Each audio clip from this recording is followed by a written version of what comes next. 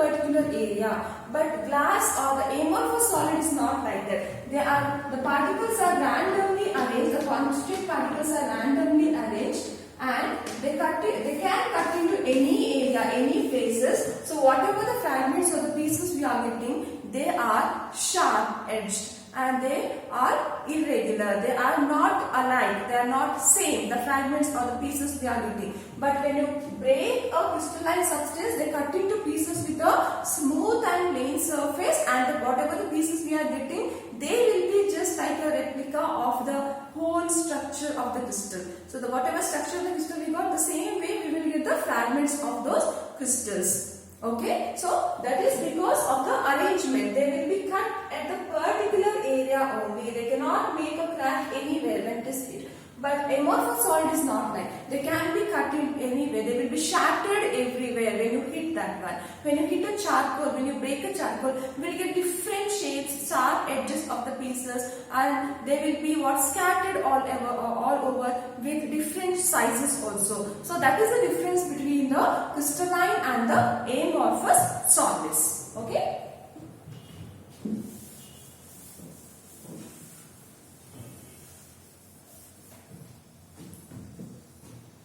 Next, coming to the heat of fusion. So what do you mean by heat of fusion? In physics you might have learned. So heat of fusion means amount of heat required to melt the 1 mole of the substance at its standard temperature. Amount of heat required to melt 1 mole of the solid substance. So the same like your melting point, they have a definite heat of fusion which will crystalline based on the arrangement. Whereas the amorphous, they do not have a definite heat of fusion. They do not have definite characteristic heat of fusion. Okay. Next, coming to the anisotropy property. So what do you mean by anisotropy? So now you see crystalline and amorphous. Crystalline substances are anisotropic in nature and amorphous substances are isotropic in nature. So what is the meaning of this one? So anisotropic or isotropic. Iso means same. Tropic means property. And iso, opposite, different property. So what property is different in the crystalline solid? What is different in the crystalline solid? When you consider the physical properties like thermal conductivity or refractive indices, and when you measure the physical properties like thermal conductivity or the refractive indices for the crystalline substance, the properties are different at different direction. For example, see,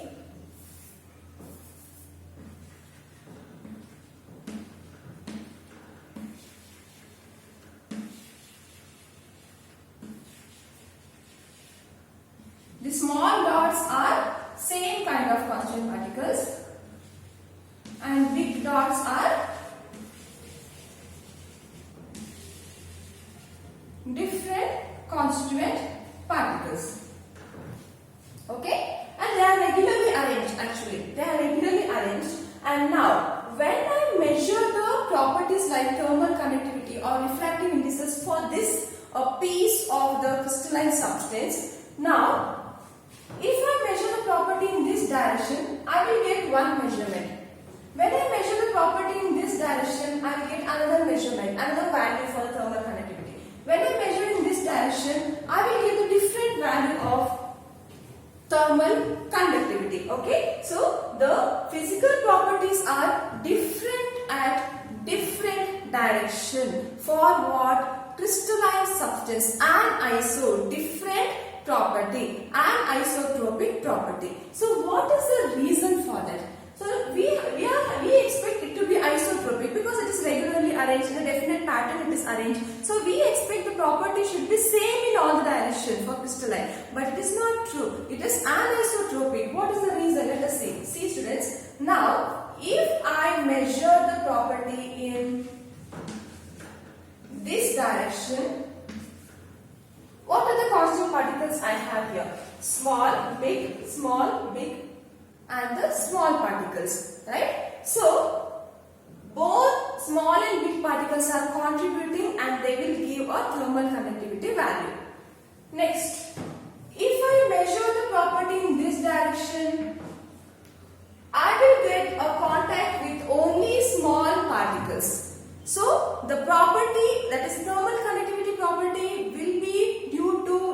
presence of only small particles. Only small particles are contributing for the thermal conductivity. Whereas if you go for this direction, only big particles, because each and atom, every atom or the particles has its own that is, it has its unique property. So here we will get a different measurement because of the contribution of only large particles. Here both small and large particles. Here only small particles. Okay. So like this, the property will be, the value of the property will be different. The measurement will be different at different direction in the case of your crystalline solids. Okay. Therefore, they are anisotropic in nature. But when you come to the amorphous solids, so when you come to the amorphous solids, since they are randomly arranged,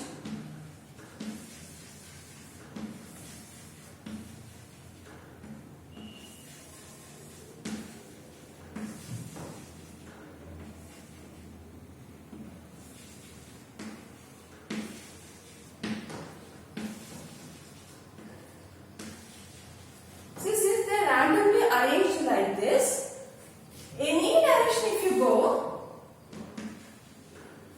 I have a chance of getting the contribution of both the particles, because they are randomly arranged, they are not fixed in one place. So that randomly means not like that, like your gas are not arranged in that way. So they are randomly means they are not having a definite arrangement. So it will be here, any pattern. So any direction if you go, you can come across both the large and the small particles, both A and B type of the particles. Okay, so I am not mentioning the particular particle. Whatever the crystal or whatever the amorphous solid you are taking, you have to go to the particular constituent particles given. For example, if you go to sodium chloride, we have NaCl. When you take a charcoal, then you have a carbon. Okay, so like that, they are isotropic in nature. Which one? Iso. All the properties, measured in any of the direction, physical properties are same in all the direction.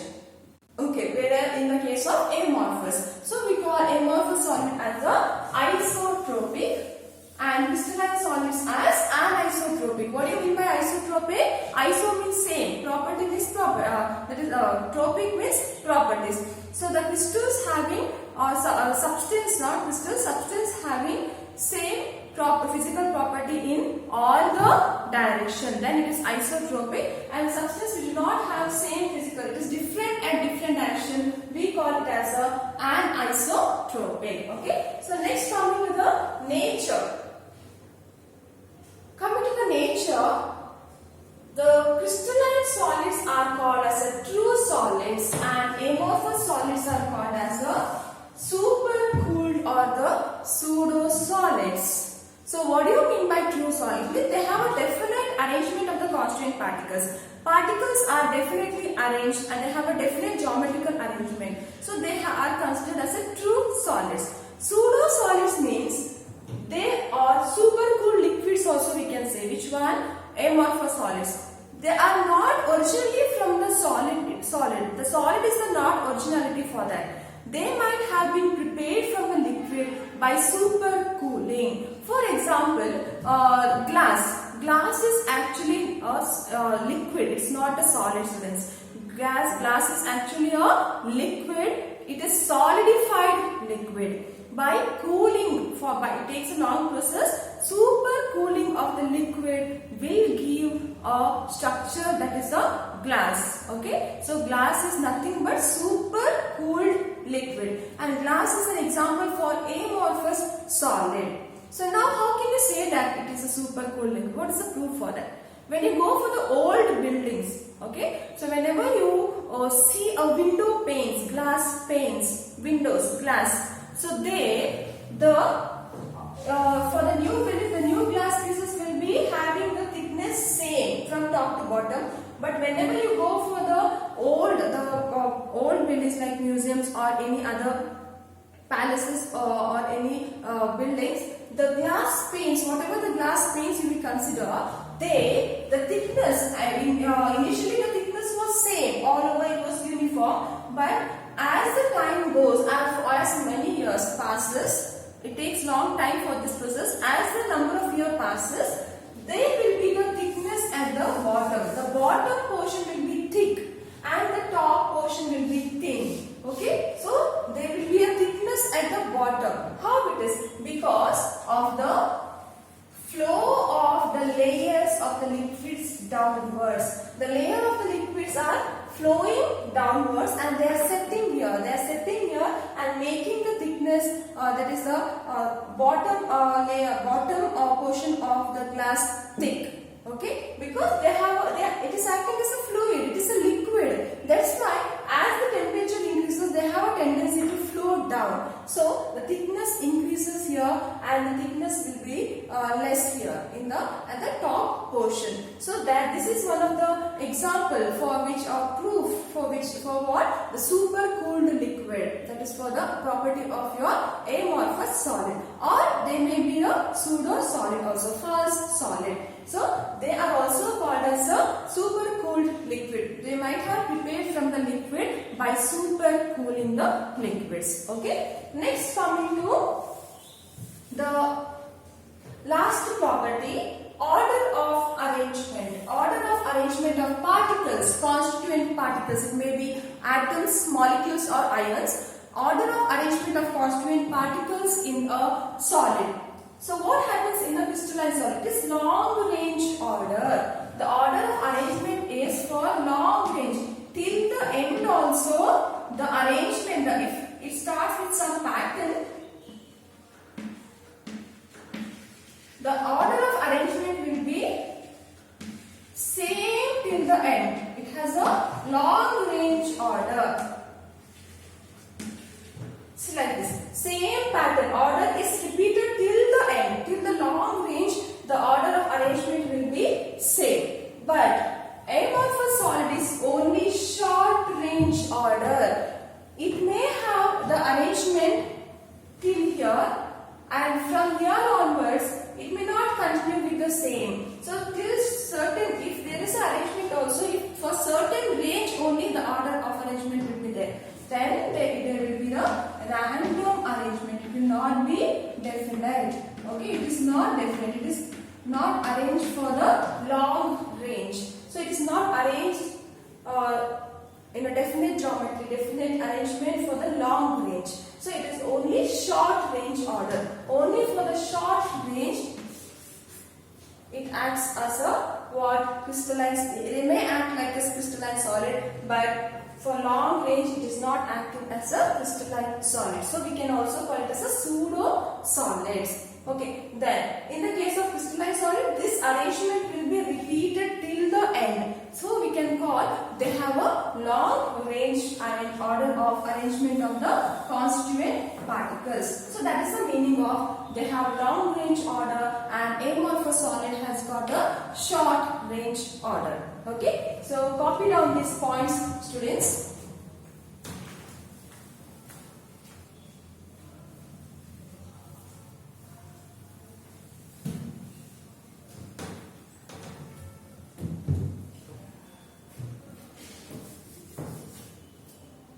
Okay, so I'll repeat it once again. The types of the solids based on the properties, crystalline and the amorphous. Shape, they have definite geometrical shape. Amorphous, irregular shape. Melting point, they melt at a sharp and a characteristic temperature. Amorphous melts at they gradually softens over the entire range. They do not have a firm, fixed melting point. And their cleavage property, they cut into pieces with a smooth and plain surface, whereas the amorphous solids, they cut into pieces with the irregular surface. I have given the reason for that. Next, heat of fusion. Definite characteristic heat of fusion, whereas they do not have a definite characteristic heat of fusion. Next, anisotropic. Crystalline solids are anisotropic, amorphous solids are isotropic. Isotropic means they have same physical property in all the direction. They shows the different physical property and different direction. Nature, they are called as the true solids, whereas the amorphous solids are super cooled liquid or the pseudo solids. What is the example for the amorphous solid? You can consider charcoal, glass, etc. For crystalline solids, sodium chloride, diamond also you can consider. Okay. Next, arrangement. They have a long range order of arrangement, whereas the amorphous solid has got a short range order of arrangement. Okay, so this is about the classification of the solids, crystalline and the amorphous. You have physically observed the crystalline and amorphous, but this is the classification. Okay, so students, if possible, I will attach some of the images related to the crystalline solids. So if you want to see, you can see that you can find in the Google also, you can search it. But if I have some collections of the sheet that is collected, so I will attach those images along with this class, images of the crystalline solids. So with this class, I will be attaching the study material notes, only the notes of only this topic, okay, points of this topic, and the questions related to this chapter, all the possible questions which is related to this chapter that you can consider as an assignment question, and also some of the pictures of your crystalline solids. Okay, so students, hoping that you understood this concept clearly, I will be finishing completing the first session of the chapter solid state. So go through the topics. If you don't understand, you can ask the doubt regarding this topic. So I'll finish this topic. Thank you.